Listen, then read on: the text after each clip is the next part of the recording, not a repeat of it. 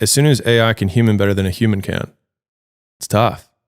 Like right now, the knowledge-based skills are going to go first, which is reverse of what people thought. They expected it to be blue collar. Like if you had asked people 2 years ago, what's AI going to fix first? They're going to be like, well, all the low skill jobs, all the labor, that's going to get replaced first. And then it'll be the slightly lower skilled white collar jobs. And then the higher skilled white collar jobs like programmers and things like that. And then finally, maybe the creatives.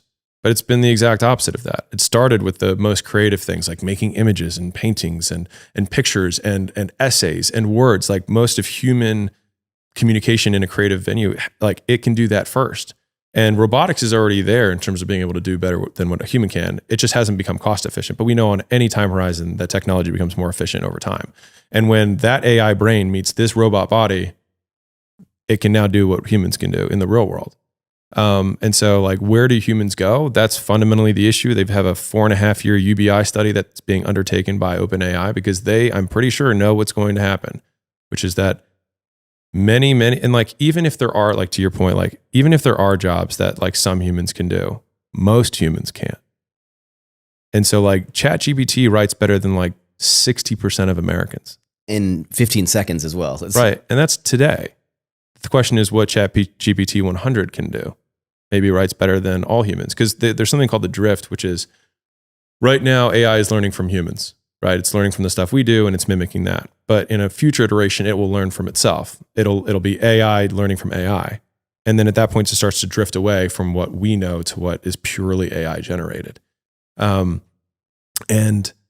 I mean, I've been very transparent. Like I'm very worried about what will happen for the vast majority of people. I'm a competitive person. We absolutely have embraced AI within our company, and it's because we don't have a choice, as far as I see it. Elon has far more clout than I do, and he lobbied with the government for years to get AI regulated, and they refused to hear him out at all. And the thing is, even if the US regulated it, China won't. And we need to stay competitive because if they use that against us, blah, blah, blah, blah. So it's tough. It's tough. It's super tough. And, like, what about education and things in schools? Like, they're like, no school technology can use ChatGPT. It's like, yeah, the kids don't have phones. That's like saying, everyone, don't use your TI-83s to cheat on this essay. And you're like, that's fine. I'm going to my notes right now. And yeah. I got all the formulas written out. Yeah. So it has really profound implications. And I think humans are really bad at predicting things. That's what I can say. Like the fact that AI 2 years ago, people would have said blue collar jobs and it's literally the last thing that's being replaced just shows you how bad we are at predicting. Yeah. So my predictions are weary at best. I hope it ushers in a golden era for humanity. I hope more than anything. We do nuclear fusion, and we cure all diseases, and we can reverse aging. Like I hope we can figure all that stuff out. But if you can get your logo designed in 5 seconds and get 10 different versions, who gets fired? Yeah, and get the designer. alternate versions, alternate colors in a millisecond. Yeah. In the short term, and I said this in the video, the short term, the people who are going to do quality assurance on the stuff that ChatGPT spits out will be the opportunity. They'll actually have an outsized opportunity. So like if you know how to write code, then what happens is now you can write 10 times the code. So the execution has been delegated, but you still have to think is you validate that the code is correct or is good or does the job that it needs to. If like it can write code.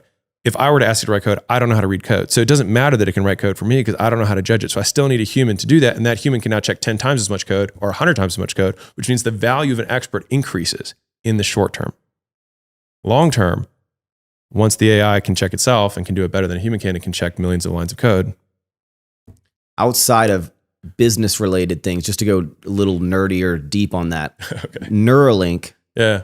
What do you think the future of, we have essentially like Petri dish babies now. I can choose the eye color, the hair color, what gender they're going to be. Yeah. And with the Neuralink, we might be able to, was it you that was watching a video that was, some people can do certain tasks, and with the Neuralink, maybe everyone can have these attributes to them. There are some people with photographic memory. Now, what if everyone has access to photographic memory and everyone becomes superhumans?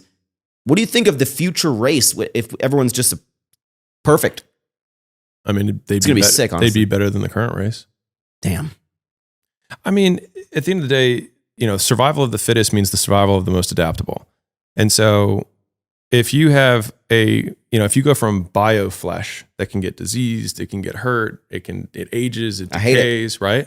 And you have a robot that's, 100 times as strong, can upgrade itself, You can like, no one gets old because you literally can just upgrade yourself as you're going. I know we're bordering into, science fiction here, but point is, in our lifetimes, some of this stuff is possible, and if AI can start innovating on its own, then there was a futurist who said like AI will be the last invention humanity ever needs to make, because then it will make all innovations after that faster, better, stronger than we can. And if the future race is a merge between humans and AI and cyborg, then that would be interesting. The question is why they would need us. Robots are going to take over. It's an interesting take, but I will say though, I disagree that robots like how like strong they can be, because I mean I can deadlift 650 pounds and there's no way a robot's going to be stronger than me. Period. With the whole AI thing, look, I do a lot of dumb jokes here. What do you think about that? Just see cranes, man. With AI, the whole idea is that you're offloading tasks you don't need to do. Yeah. Back to kind of business. What is your? A lot of people you always hear about outsource, delegate. When do you think people need to get to the point where they are doing it? Like what are things that people shouldn't let go of, and things that people should let go of immediately that generally they hold on too long? So again, I won't say should and shouldn'ts, but I would say if you're optimizing towards making the most money, then you have to trade up in higher leverage activities. So so leverage is just defined as the difference between inputs and outputs in a system. So if I do this, then I get this output. And so the leverage is the discrepancy between that. So if I have a 1-to-1 ratio, I have low leverage. If I have a 1-to-10 ratio, I have higher leverage, right? And so when we are leveling up as entrepreneurs, we need to trade out the things that we get 1-to-2 on and trade in things that we get 1-to-20 on. And you just keep trading the whole way up and you just keep going. And that's the kind of unending, infinite game of business. What do you think is like the number one thing that people shouldn't delegate? Like when you start a company, right? Yeah. You have a passion behind it. There's still something like, what's the point you get to when you're just like, you're not even, you just collect a check and you don't even like live in the world of that business anymore. Like, do you think everyone should get to that? Or like even with acquisition.com or some of your stuff, like, do you think there would be a point where you're like, I don't literally do anything. I just own it. I don't need to look at it ever.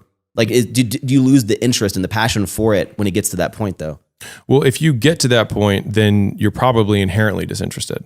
So if you like, so again, I won't do shoulds. If you like doing something, then by all means do it.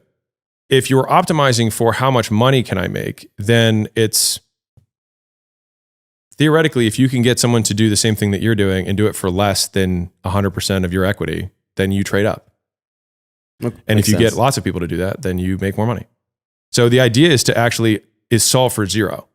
So if you solve for no time, no energy, then you have infinite leverage on that thing. And so if you have lots of zeros, then you have all your time and you have checks that are coming in. In terms of like life fulfillment, that's a totally different question. But if you have no commitments and you have cash flow that's going in, then if you want to, you could pursue the next business, if that's what you were interested in, or if you like painting or whatever, you know what I mean? So what are the things that people shouldn't outsource? Nothing. You should be able to, you can outsource whatever you want. I think it's just what goals do you have? If you love painting and your whole business is painting, as soon as you hire painters, you're no longer painting anymore. Is that what you wanted? Yeah. Some people, yes. Some people, no. Because the difference is if a painter wants to make money painting, that is different than somebody wanting to start a painting business. And so one is a business career, the other is a technician career. And a lot of people, and that's actually a really big one, a lot of people who are technicians love the craft and hate the business. And they need to decide whether they want to be business people or they want to be technicians. And I don't think there's a right or wrong answer. They just need to decide for themselves and then stop their expectations about having both. Because the businessman wishes he could paint all day. The painter wishes he could make the money of the businessman.